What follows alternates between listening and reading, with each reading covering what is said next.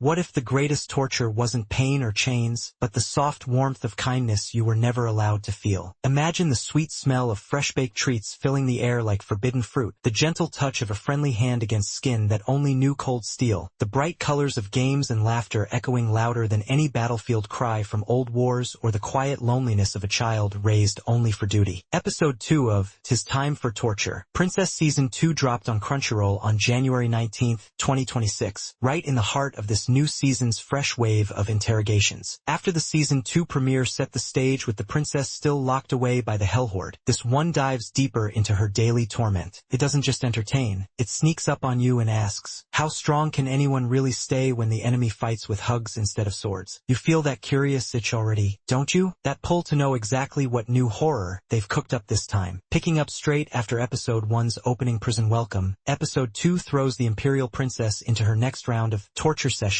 inside the Hellhorde's cozy dungeon. The chief demon interrogator brings in fresh faces and new methods. No blood, no screams, just irresistible comforts that test her iron will in the funniest ways. Old friends like her talking sword ex and assistant Tortura keep the chaos going, while a special new helper steps in to make things even more complicated. The episode moves fast through one hilarious trial after another and ends with a sweet little twist that leaves you smiling and wondering what they'll try next. You're not watching from far away. You're right there in the cell with her, tasting every bite and feeling every warm moment. This episode keeps the story rolling with perfect lighthearted speed. It takes the setup from Episode 1 and turns up the charm, showing how the Hellhorde keeps trying new tricks to get military secrets. No big twists that change the whole war, just clever little steps forward that make you laugh while the princess slowly cracks under pressure. Fans on Reddit have been asking the same cloudy questions since Season 1. Why does she give in so easily to simple things like food and games? The manga by Robinson Haruhara and Hiraki,